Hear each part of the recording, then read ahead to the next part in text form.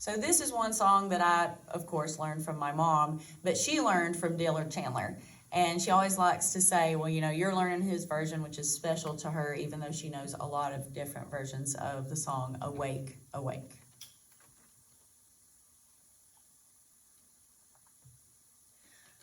Awake, awake, you drowsy sleeper. Awake, awake, it's almost day. How can you lay there sleeping and slumbering when your true love, yours going away?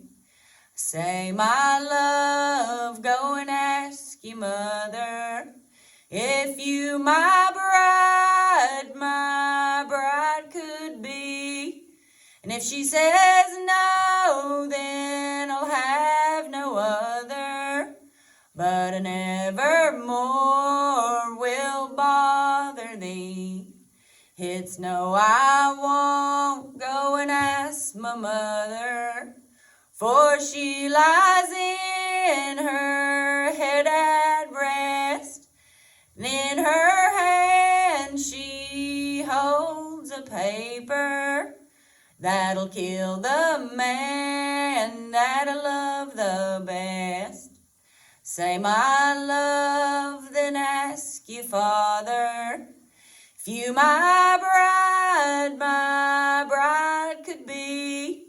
And if he says no, then come and tell me, and I nevermore will bother thee. It's no, I won't go and ask my father, for he lies in his bed at rest, and in his hand he holds the pistol that could kill the man that I love the best. Well, I'll go down in some lonesome valley. I'll spend my days, my months, my years, and I'll eat nothing but green willow, and I'll drink nothing but my tears. Come back, she called her lover. Come back, she cried to me. Now forsake both father and mother. We'll run away, just me and thee. So one of the reasons that you choose a ballad, because as you can see, they're not the easiest thing in the world to sing. But when you hear that ballad and you hear that verse and it speaks to you not just from the past, but in your present moment. Some ballads you learn to sing because of the moment in your life. My mom decided to relearn, she had heard My Dearest Dear, but she had never learned it. It wasn't one of the ones that spoke to her until my grandfather died. And one of the lines in My Dearest Dear is that you are the man that I'll love best unto my dying day, because it's time for them to part. My dearest dear, the time grows near when you and I must part, and no one knows the inner grief of my poor aching heart. So when you speak a ballad as spoken word and you make it into a poem, you can see the pain, the agony that people are feeling, the happiness, the excitement, the shame that people hear, and you learn that ballad because of the line. So in Awake, Awake, when he says, I'll go down to some lonesome valley, I'll spend my days, my weeks, my years, and I'll eat nothing but green willow, and I'll drink nothing but my tears.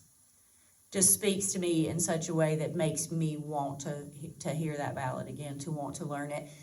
Because in my mind, when I am up here and I have my eyes closed, I'm seeing that whole story. The whole story goes through my mind every time I sing a ballad, and I imagine it as though it's a soap opera or a cartoon or some sort of animation in my mind. I see it. And so when I get to a line like that, I feel the shiver all over. And that's why you fall in love with certain songs, because ballad singing and passing on a tradition and being willing not to let this tradition die on my watch. It's about love.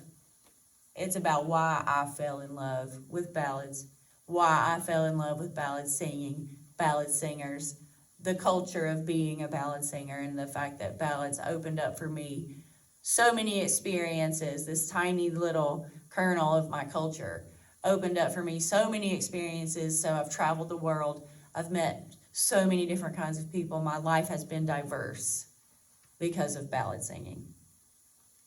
So reading this book and working with my mom has really been a special time for me creatively. It's been a special time for me looking back in the past, how it's affecting my present, and how it will affect my future and the future of my family, hopefully my children. So the next song that I'm going to sing is one I'm still currently learning.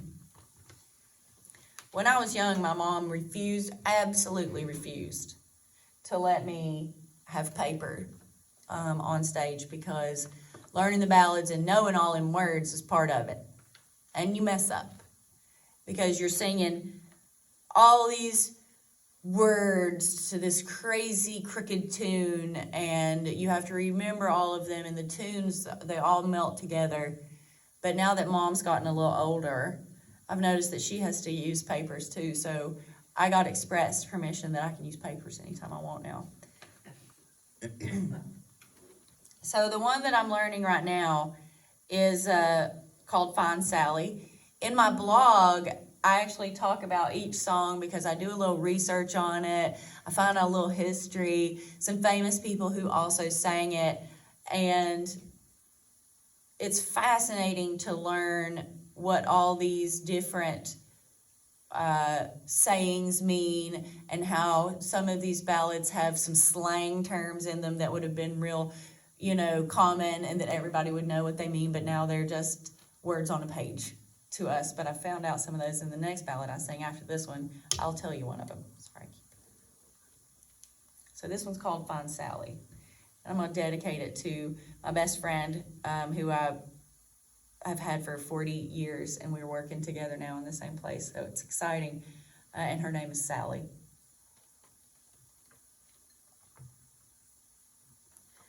There was a rich lady from London she came. Find Sally, find Sally, find Sally was her name. She had more money than a king could possess, but her neatness and beauty was worth all the rest. There was a poor doctor who lived nearby, and it was on this young maid he casted his eye. Controlled by her beauty, he held her most dear. He courted her truly 1 day plus 1 year. One night as they pleasured, he fell to one knee, saying, Sally, oh Sally, won't you marry me? I don't hate you, Willie, no, nor no other man, but to say that I love you is more than I can. He climbed on his horse and away he did speed, saying, Sally, oh Sally, you'll pay for this deed. I'll curse you, Sally, all the rest of my days, and I'll never forgive you for your lying ways. Fine Sally took sick, and she knowed not why. Her chambers all thought that she surely would die. They fetched the poor doctor for the want of a cure, for pain and her misery could not be endured. He came to her bedroom, to her bed he drew nigh. Her chambers they parted and moved to the side. Is that you, dear Willie? My sight it grows dim. I fear for my present and my future looks grim. Yes, I am the doctor, can cure or can kill, but to say I forgive you is more than I will. Then damn your soul, Willie, you can be on your way, for to beg for your mercy is not in my sway. From often her fingers she drew 3 diamond rings, 3, said, here is a token for you to remember me. And as you dance on my grave, sir, she shed not one more tear. Just remember you're dancing on Sally, your queen. Now that was Fine Sally. And I love that when she says, then damn your soul, Willie, you can be on your way, for to beg you for mercy is not in my sway. And that's the one that just sends those chills and makes you and gives you that feeling of love. Probably my most favorite line in a ballad is not in a ballad that I'm singing today. It's in a ballad called Young Hunting. Now, in Young Hunting, this woman is a man's mistress, and he has a wife in the old Scotland. So he tells her, she tells him to come in, because she has a bed for him, and he says, no, thank you very much. I have a wife in Scotland awaiting for me. She ends up pulling out her little penknife, which I definitely want one day, because all the cool chicks in the ballads have little sharp penknives that they kill people with. But so anyway, she kills him with her little penknife, and they throw him in an old dry well and lie there, my own faults, love, till the flesh rots off of your bones, and your little old wife in the old Scotland can mourn for your return. I mean, that's the one that I was like, okay, I'm learning that song. And also there's this great song that turned out, because my mom has a sense of humor. It was the one song by my absolute favorite ballad singer, Caswell, and he was best all around in my mind. And all the ballads and he was also related to Mary Sands, who is the woman they collected the most ballads from, and that I'm learning so many ballads from the book. So Mary Sands was his aunt. So he knew already a lot of the songs that I'm learning, and so I'm getting like these flashes of memory about Kaz, and those are also included in my blog. If y'all want to go to nestofsingingbirds.com, you can read my blog and some of my experiences with this. But there was a song specifically that I remember as a very, very young child. Kaz Wallen singing, it was called Darby's Ram. And in Darby's Ram, there is a magnificent sheep that they end up killing in the end, and he says that the man that slit this ram's throat stood knee-deep in the blood. The man that held the vessel was washed away in the flood. And I remember thinking, I'll never learn that song, old man, because you're going to kill this magnificent ram. So my mom, who has a sense of humor, decided that would be the first song, actually, that I learned in this project. And I find out that it is a very funny song, wherein this ram, he had such long horns, they reached up for the sky. Preacher climbed up in January. They reached up to the moon, and the preacher climbed up in January, and he never come down till June. And it's this whole funny song, and it even has some bawdy lyrics, which most of Cass Wallen's songs do, that I can't share with you guys, but they are on my website, so you can look on there. So the final ballad that I'm going to do is got many different names. The one that I learned it as is Soldier Traveling from the North.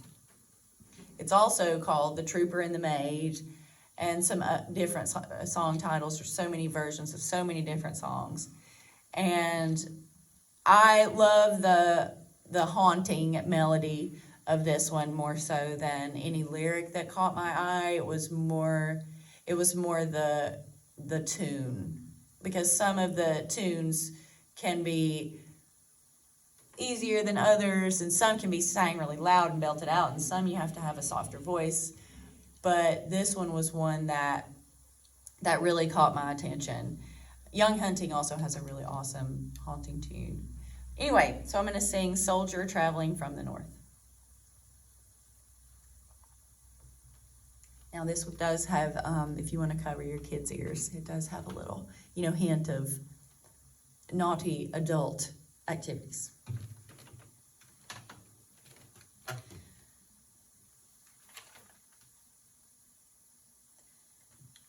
Soldier traveling from the north, while the moon shine bright and clearly, the lady knew the gentleman's horse, because she loved him dearly.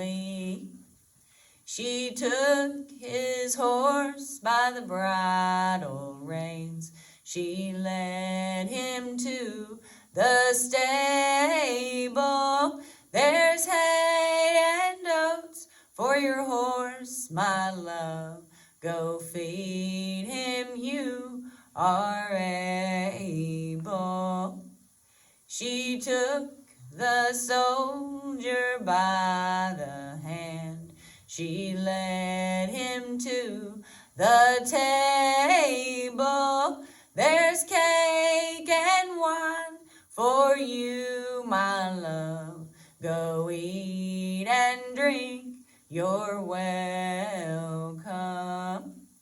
Well, she pulled off her blue silk gown, and she laid it across the table. Well, he pulled off his uniform suit, and he jumped in the bed with the lady. Oh, can't you hear the horns, my love? And I must go and find them. Oh, soldier dear, don't leave me here, for I am ruined forever. Oh, when will we meet again? Or when will we get married? When conch shells turn to silver bells, oh, then my love will marry.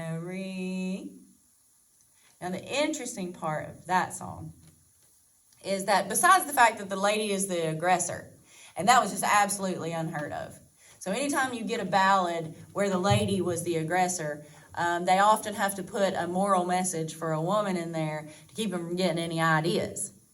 So at the very end of the song, when he says, when conch shells, which are cockle shells, which are an edible mollusk type thing in Scotland, when conch shells turn to silver bells, which is a flower, then you and I will marry. That's basically the same thing in the vernacular as saying, well, when hell freezes over, you and I are going to get married.